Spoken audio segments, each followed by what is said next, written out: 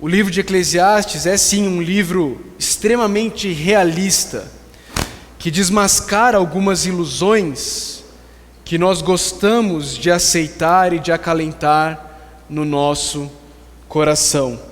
E por isso, muitas vezes nós parecemos não querer concordar com o autor de Eclesiastes. Por falar em autor, aí está outra dificuldade desse livro. Como assim? Outra dificuldade, talvez você esteja pensando. Todo mundo diz que o autor desse livro é Salomão, exatamente. Mas o livro, queridos, apesar dele de fato dar a entender que quem está falando é Salomão, afinal de contas, ele é apresentado como o filho de Davi, que reinou em Israel, nos versos 1 e 12 do capítulo 1. Ele é apresentado como o mais sábio que já governou Jerusalém, no verso 16 do capítulo 1. Ele é apresentado como alguém extremamente rico, cheio de mulheres, e que escreveu muitos provérbios. Você encontra isso no versículo 9 do capítulo 12. Mas em lugar nenhum, o autor deste livro se apresenta como Salomão. E duas outras questões têm sido levantadas que colocam em xeque se foi de fato Salomão quem escreveu esse livro. A primeira delas é o estilo da língua hebraica no qual ele foi escrito, que está muito mais próximo de um período pós-exílio babilônico, os últimos 5 séculos antes de Cristo, do que o período em que Salomão viveu, 10 séculos antes de Cristo. Além disso, você encontra o autor dizendo que ele ultrapassou em sabedoria todos os que governaram em Jerusalém antes dele. Mas quantos governaram em Jerusalém antes de Salomão? Apenas Davi. Só Davi governou em Jerusalém antes de Salomão. Então essas questões têm feito muitos estudiosos questionarem se de fato o autor do livro é Salomão. Eles têm feito esses estudiosos afirmarem que provavelmente o autor do livro teria vivido nesses 500 anos antes de Cristo, que é o período pós-exílio de Israel. Depois do povo ter sido levado cativo, o povo volta para Israel. E eles dizem, esses estudiosos, que provavelmente alguém, usando a persona de Salomão, usando os ensinos de Salomão, a vida de Salomão, ele usa tudo isso para ensinar a congregação baseado na sabedoria de Salomão. De fato, queridos, a gente não tem como afirmar se foi Salomão ou não quem escreveu esse livro. Talvez tenha sido, talvez não tenha sido Salomão. Mas o que importa é o que o próprio livro afirma, que as palavras contidas nesse livro, elas são do único pastor.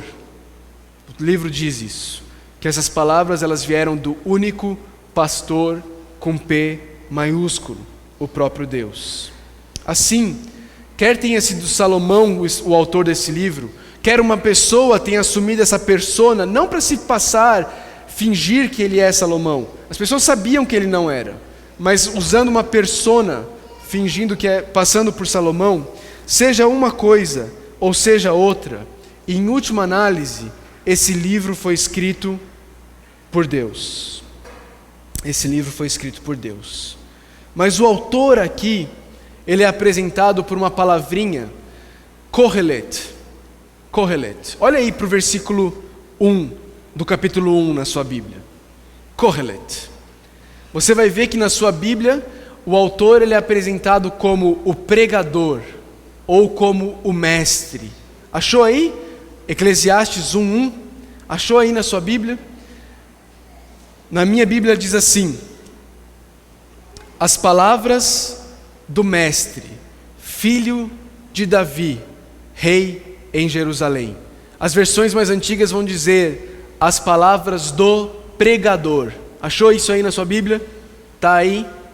Ok, isso é o Kohelet. Kohelet era a ideia de alguém que reunia uma congregação. Reunia uma congregação para ensinar essa congregação. Nesse sentido, a melhor figura, de fato, é o pregador. As versões antigas que chamam ele de o pregador, traduzem melhor. E nós vamos, para o nosso estudo em Eclesiastes, durante essas próximas semanas, chamar e nos referir ao autor do texto de o pregador. Então, sempre que eu falar assim, o pregador está, eu não estou falando de mim mesmo, eu estou falando do autor do livro de Eclesiastes. Ok? Tranquilo? Chega de questões introdutórias, vamos para o texto. Vamos ler Eclesiastes, capítulo 1, versículos de 1 a 11. Eclesiastes, capítulo 1, versículos de 1 a 11. Diz assim a palavra de Deus: as palavras do mestre, filho de Davi, rei em Jerusalém. Que grande inutilidade, diz o mestre. Que grande inutilidade. Nada faz sentido. O que o homem ganha com todo o seu trabalho em que tanto se esforça debaixo do sol? Gerações vêm e gerações vão, mas a terra permanece para sempre. O sol se levanta e o sol se põe, e depressa volta ao lugar de onde se levanta. O vento sopra para o sul e vira para o norte, dá voltas e voltas, seguindo sempre o seu curso. Todos os rios vão para o mar, contudo, o mar nunca se enche. Ainda que sempre corram para lá voltam a correr. Todas as coisas trazem canseira. O homem não é capaz de descrevê-las. Os olhos nunca se saciam de ver, nem os ouvidos de ouvir. O que foi, tornará a ser. O que foi feito, se fará novamente. Não há nada novo debaixo do sol. Haverá algo de que se possa dizer, veja, isso é novo? Não, já existiu há muito tempo, bem antes da nossa época. Ninguém se lembra dos que viveram na antiguidade, e aqueles que ainda virão, tampouco serão lembrados pelos que vierem depois deles. Vamos orar? Pai de amor, peço que o Senhor nos acalme, Deus.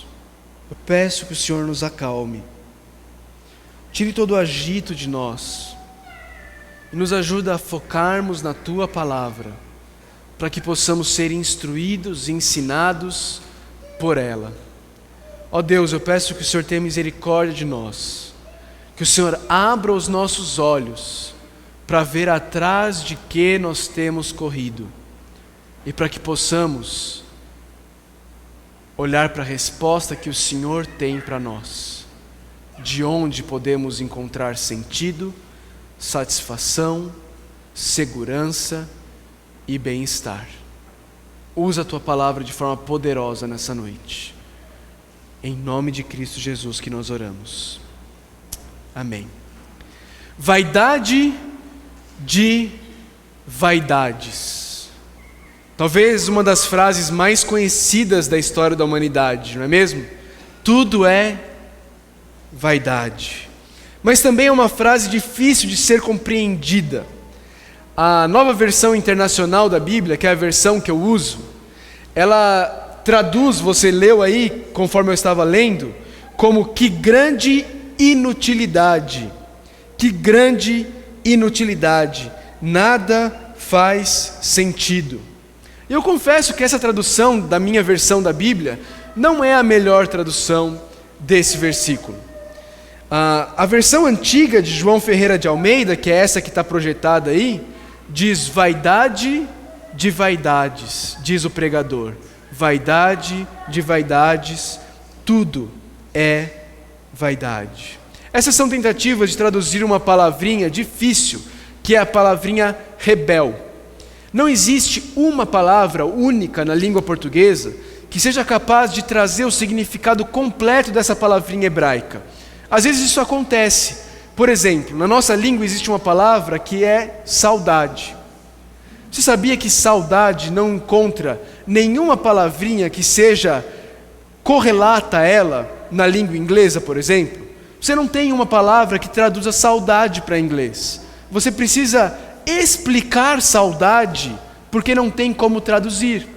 É assim com a palavrinha rebel na língua hebraica. Não existe uma palavrinha em português que dê para traduzir ela. Então a gente precisa explicar mais do que simplesmente traduzir. O que o pregador está querendo dizer, quando ele diz que tudo é vaidade de vaidades, ele de fato não está dizendo que a vida é inútil. Não, a vida, ela tem utilidades. O pregador ele não está afirmando que todas as coisas e a vida inteira é inútil. Mas o que ele está tentando mostrar é que a vida, ela é passageira. A vida é efêmera. A vida não tem substância. É isso que ele está querendo mostrar. Essa palavrinha rebel, a tradução literal dela é vapor ou sopro. Vapor ou sopro. Eu não sei quantos de vocês, a irmã Yara, eu tenho certeza, já esteve numa situação em que é extremamente frio e você fala e o ar que sai da sua boca você consegue ver. Você consegue ver. Eu lembro daquelas manhãs geladas em Atibaia, quando eu acordava às 6 horas da manhã para ir para a escola a pé, e eu ia fazendo assim, ó. E você podia ver, eu podia ver o ar, o sopro que saía da minha boca. Mas como eu sei que nem todos aqui vêm de locais frios, eu queria trazer uma forma de ilustrar isso. E como não tem como a gente trazer o clima de Atibaia ou de Irati para cá, para a gente fazer assim, ó, e sair esse ar da nossa boca, eu trouxe esse borrifador, porque ele pode nos ajudar a entender o que a palavrinha rebel significa. O que o autor, o pregador, aqui em Eclesiastes está dizendo, é que a nossa vida é isso.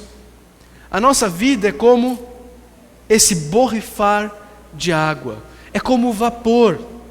Olha só que interessante, ele está dizendo que esse borrifo de água, se você tentar pegá-lo, ele vai escorrer por entre os seus dedos. A nossa vida é desse jeito. Se eu e você tentarmos dominar a nossa vida, achar que nós vamos estar no controle da nossa vida, logo nós iremos perceber que isso não é possível. É como esse borrifo de água. Você pode tentar pegar, mas vai passar por entre os seus dedos.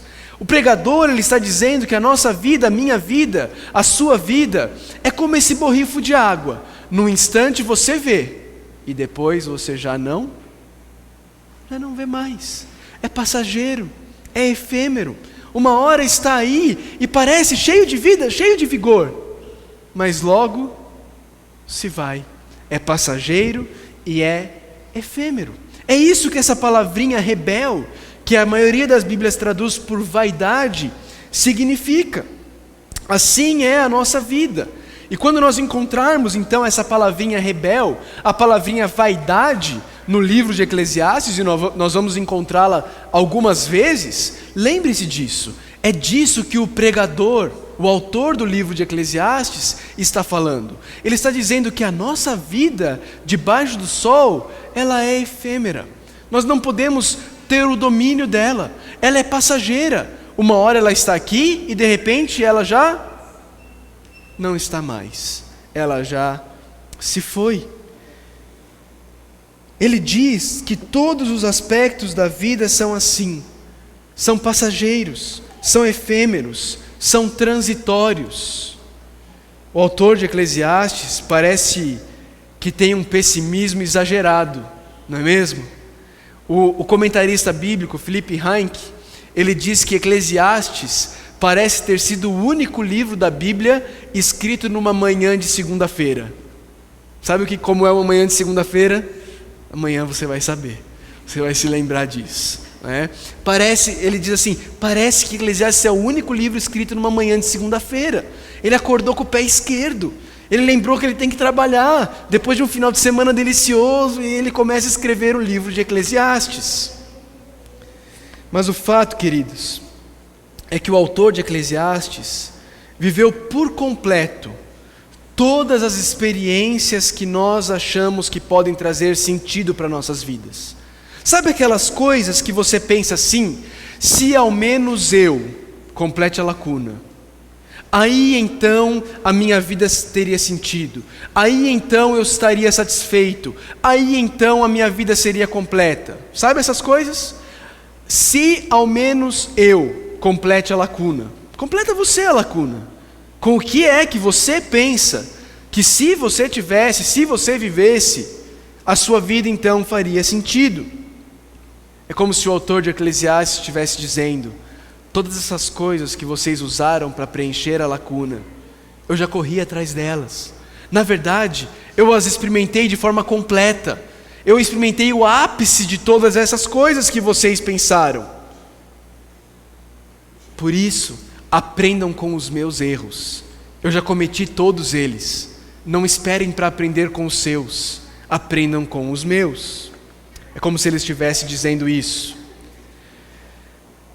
Tendo afirmado que a vida neste mundo caído é transitória, é fútil, é sem sentido, ele passa agora a provar isso, a dar a prova do que ele está falando. E ele faz isso com uma pergunta e duas afirmações. Ele faz isso com uma pergunta e ele faz isso com respostas, dando duas provas para a resposta. A pergunta está no versículo 3. A pergunta está no versículo 3. O que o homem ganha com todo o seu trabalho em que tanto se esforça debaixo do sol? O que o homem ganha com todo o seu trabalho em que tanto se esforça debaixo do sol? Qual o lucro que se obtém diante de tanto esforço que o homem faz na vida? O pregador aqui, ele está perguntando: o que a vida paga de volta por todo o esforço que o homem tem? Qual é a paga da vida? Essa vida me deve alguma coisa. Qual é o lucro que eu vou ter de todo o esforço que eu empenho nessa vida? É uma pergunta retórica, obviamente. É uma pergunta feita por alguém que já sabe a resposta, mas usa a pergunta para provar o seu ponto. Ele está mostrando, queridos, o mesmo que Raul Seixas mostrou numa música dele chamada Ouro de Tolo. Deixa eu ler um trecho da música do Raul Seixas para vocês. Olha que interessante. Raul Seixas diz assim na sua música Ouro de Tolo: eu devia estar contente, porque eu tenho um emprego, sou um dito cidadão respeitável e ganho 4.000 cruzeiros por mês. Eu devia agradecer ao Senhor por ter tido sucesso na vida como artista. Eu devia estar feliz porque consegui comprar um Corcel 73. Eu devia estar alegre e satisfeito por morar em Ipanema depois de ter passado fome por 2 anos aqui na cidade maravilhosa. Ah, eu devia estar sorrindo e orgulhoso por ter finalmente vencido na vida, mas eu acho isso uma grande piada e um tanto quanto perigosa. Eu devia estar contente por ter conseguido tudo o que eu quis, mas confesso, abestalhado, que eu estou decepcionado. Queridos, a música do Raul Seixas, pasmem, ela é um reflexo claro do que o autor aqui de Eclesiastes está falando. Você percebe que ele está reconhecendo a mesma coisa que o pregador está perguntando. O pregador pergunta: o homem ganha alguma coisa com todo o seu esforço? O Raul Seixas está dizendo: existem algumas coisas que eu esperava receber da vida por todo o meu esforço. Ele diz que ele esperava ter recebido contentamento. Ele diz que ele esperava ter recebido gratidão. Ele diz que ele esperava ter recebido satisfação, alegria, sorriso, senso de realização e contentamento. Mas ao invés de receber essas coisas, depois de todo o esforço que ele colocou, o que foi que ele recebeu? Decepção. Decepção. Percebe, queridos? Raul Seixas, quem diria, sem girar o disco ao contrário, sem saber, está aqui corroborando, confirmando o ponto levantado pelo autor de Eclesiastes. O esforço feito debaixo do sol segundo o pregador de Eclesiastes e segundo Raul Seixas, não traz lucro algum. Não traz contentamento, não traz gratidão, não traz alegria, não traz satisfação e nem senso de realização. Apenas decepção. Raul Seixas está falando, eu alcancei tudo o que eu queria alcançar. Eu tenho um salário de 4.000 cruzeiros por mês, eu tenho um Corcel 73, eu sou um artista de sucesso e ainda assim o que eu tenho é decepção. Onde é que está a alegria, o contentamento? Onde é que está a satisfação que me disseram que quando eu alcançasse essas coisas eu receberia? Cadê? Eu não tenho. Raul Seixas e o pregador de Eclesiastes, eles estão concordando e eles estão dizendo o que ganha o homem com todo o trabalho dele, todo o esforço que ele faz debaixo do sol. E a resposta do autor de Eclesiastes e do Raul Seixas é nada. É decepção, é vazio. E como que o autor de Eclesiastes prova isso? Ele prova isso de duas formas, olhando para a natureza e olhando para a experiência humana. Olha só, ele diz no versículo 4, gerações vêm e gerações vão, mas a terra permanece para sempre. A gente tende a colocar a nossa esperança na próxima geração. E quando nós somos jovens, nós achamos que a nossa geração vai resolver os problemas do mundo, não é isso? Nós somos o futuro da nação. Não vou cantar não. Nós somos o futuro da nação. A gente coloca a esperança na nossa geração. Mas olha só o que um autor ele disse. Olha que frase interessante. Os jovens de hoje amam a ostentação. Eles são mal educados, desprezam as autoridades e mostram desrespeito para com os mais velhos. Não é uma imagem da nossa geração? Os irmãos aí de cabelo branco não estão assim pensando? De fato, esses são os jovens dessa geração. Eles amam a ostentação, eles são mal educados, desprezam as autoridades, desrespeitam os mais velhos. Sabe quem foi que disse isso? Sócrates, 400 anos antes de Cristo. Sabe por quê? Porque gerações vêm, gerações vão, mas a terra permanece para sempre. Irmãos, os jovens de Sócrates eram idênticos aos jovens de hoje. São 2.400 anos, mas permanece a mesma coisa. O pregador continua e ele diz, o sol se levanta e o sol se põe, e depressa volta ao lugar de onde se levanta. Todas as manhãs, você vê o sol a leste, e à tarde você vê o sol a oeste. É sempre a mesma coisa, diz o pregador. Nada muda. O movimento é o mesmo, a constância é a mesma, a rotina é a mesma. É um ciclo sem sentido, diz o pregador. E aí ele dá uma de Dilma. No versículo 6... ele diz assim, o vento sopra para o sul e vira para o norte. Dá voltas e voltas, seguindo sempre o seu curso. Já viu o videozinho da Dilma falando? De lá para cá, de cá para lá, o vento, precisa estocar o vento. Procura no YouTube, você vai dar boas risadas. Mas ele dá uma de Dilma aqui. Ele fala, olha o vento é outra prova disso. O vento vem sempre do norte, do sul e vai para o norte. Dá voltas e voltas e segue sempre o seu curso. O pessoal que assistiu o vídeo está rindo.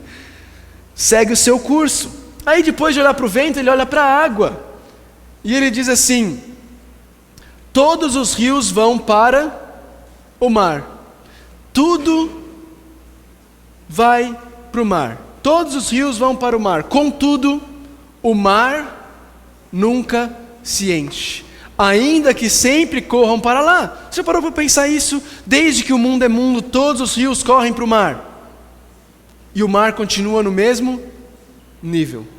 O mar continua lá, do mesmo jeito. Do mesmo jeito que sempre foi. O rio continua indo para lá, e o mar continua lá. Os rios estão sempre indo para o mar e o mar nunca transborda. E então ele conclui: sabe de uma coisa? Todas as coisas trazem canseira. O homem não é capaz de descrevê-las.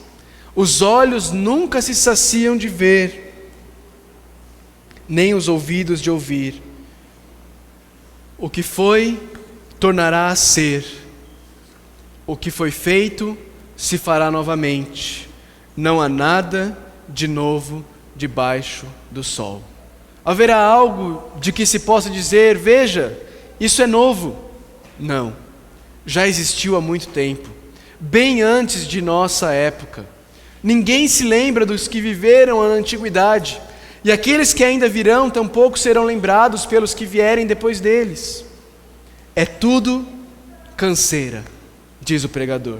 Não somos capazes de entender, a gente nunca vai conseguir ver tudo, a gente nunca vai conseguir ouvir tudo, sempre vai ter uma música nova sendo lançada, sempre vai ter mais um capítulo, mais uma temporada daquela série, sempre tem algo novo, sempre tem algo mais para ser assistido, algo mais para ser ouvido, algo mais para ser vivido. É tudo canseira e tudo sempre se repete. Você pega aquele filme e você nunca assistiu aquele filme, mas parece que você já assistiu.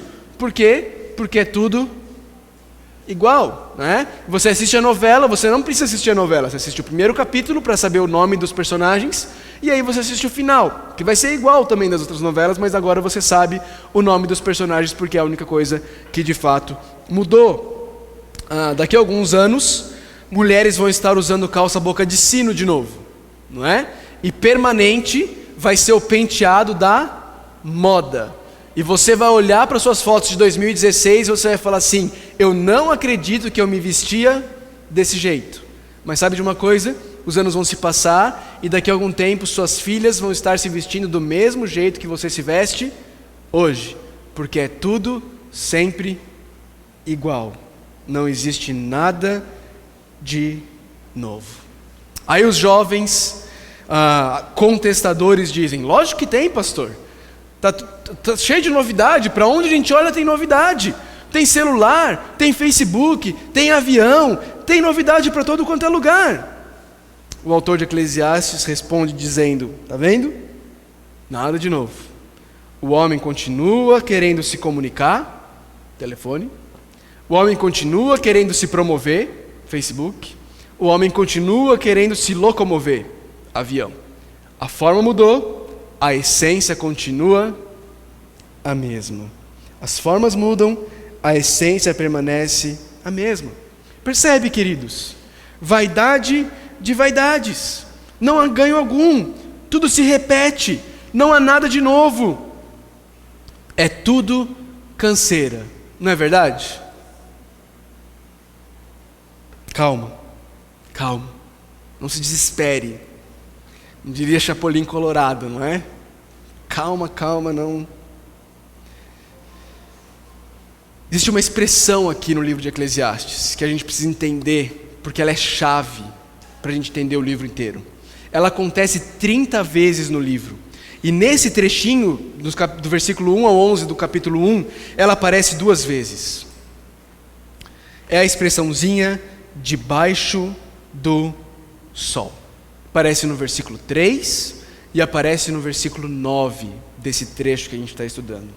As afirmações do pregador, todas elas, são subordinadas a esse contexto. Estão dentro desse contexto, o contexto da vida vivida debaixo do sol. Ou seja, quando a vida é percebida de uma perspectiva terrena, quando a vida é percebida de uma perspectiva humana, que deixa o fator Deus de fora da equação, então a vida é ingrata, a vida não tem lucro algum, tudo é repetição, tudo é canseira, não há nada de novo. Essa é a realidade debaixo do sol. Essa é a realidade vivida na vida que tira Deus da equação. Mas, queridos, existe uma realidade além do sol. Quando eu estudava isso aqui, eu não conseguia parar de pensar naquela música do Roberto e do Erasmo Carlos que o Jota Quest gravou depois. Quando eles dizem assim: além do horizonte deve ter algum lugar bonito para viver em paz, onde eu possa encontrar a natureza, alegria e felicidade com certeza. Queridos, o Roberto e o Erasmo Carlos, eles estavam certos. Existe uma realidade além do horizonte, onde encontramos paz, alegria e felicidade com certeza. O equívoco deles aqui é que essa realidade, ela não é um lugar, ela é uma pessoa. Ela é a pessoa do Senhor Jesus Cristo, a única pessoa que de fato trouxe algo de novo na história. Deus se tornou homem. Isso nunca tinha acontecido antes na história. Isso realmente foi uma novidade. Nós vimos a glória de Deus. Ninguém nunca havia visto a glória de Deus. Mas agora, Ele, Jesus Cristo, vem e Ele chama os cansados desta vida debaixo do sol. Ele chama os cansados desta vida debaixo do sol para virem até Ele, porque Ele é quem pode nos aliviar. A vida vivida à parte da presença de Jesus é uma vida de fato sem sentido. A natureza não tem sentido. Os nossos esforços não têm sentido. Nada de novo existe. Nós acabamos como Raul Seixas, decepcionados, sem contentamento, sem gratidão, sem satisfação, só decepção. Mas quando vivemos a vida colocando Deus como a realidade que dá sentido a toda a existência, aí o caminho do sol deixa de ser uma repetição monótona, sem porquê, sem motivo, sem propósito, e passa a ser, como o salmista diz lá no Salmo 19, a proclamação da glória de Deus. Não é isso que o salmista diz? Os céus proclamam a glória de Deus. Quando você enxerga a vida tendo Deus como foco, como fator central que dá sentido a tudo, o caminho do sol, que na verdade é da terra, ele proclama a glória de Deus, ele passa a ter sentido. Quando Deus entra na equação, nós temos nosso comportamento, nossa satisfação nele, e assim a gente pode desfrutar desta vida sem esperar que ela nos dê o que ela é incapaz de nos dar. Percebe isso, queridos? Esse é o ponto do autor de Eclesiastes. O autor de Eclesiastes está dizendo: enquanto você buscar satisfação, sentido, gratidão, completude, senso de bem-estar nessa vida e nas coisas que a vida tem para te oferecer, você vai ser um infeliz. Você vai estar correndo atrás do vento, que é uma expressão que ele vai usar mais para frente no livro. Mas quando você entender que Deus é o único capaz de te dar satisfação, alegria, realização, bem-estar, aí você vai poder usufruir das outras coisas, das coisas desta vida, como elas foram feitas para serem usufruídas. Não como foco da sua existência, mas como um objeto, um meio, um caminho dado por Deus, para que você encontre satisfação final nele. Lembra da ilustração da placa do parque aquático, chegando em Caldas Novas? Lembra? Você chega lá em Caldas Novas, naquele calor, você vê a placa enorme lá do parque, com aquela piscina linda. Adianta você ir até a placa e esperar que a placa vá te refrescar? Não adianta você ir lá e ficar, delícia de placa. Não vai te refrescar, porque a placa não foi feita para isso. A placa foi feita para te ajudar, apontando o único lugar onde você pode encontrar o refresco para o seu corpo, que é o parque aquático. No nosso caso, a vida e as coisas dessa vida não foram feitas para ser o lugar onde a gente encontra satisfação, propósito, sentido, identidade e realização. Elas foram feitas para apontar para o único lugar onde nós podemos encontrar isso, além do horizonte, na pessoa do nosso Senhor e Salvador Jesus Cristo. Essa vida debaixo do sol e tudo que nela há são incapazes de nos satisfazer. Não nos trazem ganho algum, tudo só se repete, todas as coisas trazem canseira. Mas além do horizonte, com certeza tem uma pessoa que um dia veio para este lado do horizonte, para nos trazer paz, alegria e perdão. Essa pessoa, o Senhor Jesus Cristo, diz hoje para mim e para você, para nós, que estamos cansados, correndo atrás das coisas desta vida debaixo do sol. Ele olha para mim e para você e Ele diz: venham a mim, todos os que estão cansados e sobrecarregados, e eu lhes darei descanso. Tomem sobre vocês o meu jugo e aprendam de mim, pois sou manso e humilde de coração, e vocês encontrarão descanso para suas almas. Pois o meu jugo é suave e o meu fardo é leve. Queridos, o autor de Eclesiastes está começando a revelar aos nossos corações. Ele está começando a dar o diagnóstico da nossa canseira, do nosso enfado, do porquê que os dias parecem não ter sentido, do porquê que você de vez em quando se levanta e fala: por que mesmo que eu tenho que sair da cama hoje? Ele está dando diagnóstico. Ele está me mostrando e te mostrando que nós tiramos Deus da equação dos nossos dias. E apesar de dizer que acreditamos nele, estamos vivendo um ateísmo prático. Porque se Deus for tirado, queridos, da equação da nossa vida, nada mais fará sentido. Nada mais fará sentido. Se Deus for tirado da equação das nossas vidas, qual é a sua diferença para o cachorro? Nenhuma. Eu e você valemos tanto quanto um cachorro, se Deus for tirado dessa equação. Se Deus for tirado da equação, de onde vem, qual é o seu padrão de moralidade? Por que você ainda se preocupa em fazer o que é certo, se Deus está fora da equação da sua vida? O autor de Eclesiastes está revelando o meu e o seu coração. Vivemos um ateísmo prático. Tiramos Deus da equação de nossas vidas. E o resultado disso é correr atrás do vento. O resultado disso é canseira. É uma rotina que parece não ter sentido. É uma vida sem propósitos. Onde nós começamos a nos perguntar: será que vale mesmo a pena continuar vivendo? Porque nós estamos buscando sentido, realização e satisfação na placa, ao invés de buscarmos no parque. Nós estamos só começando.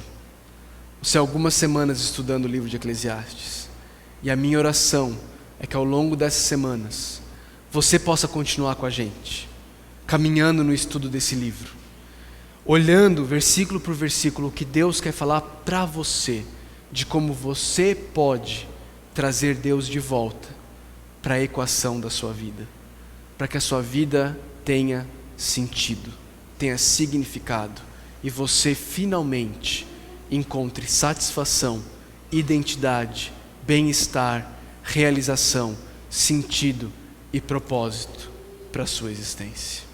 Vamos orar. Senhor Deus, nós te louvamos e te bendizemos pela tua palavra, Deus.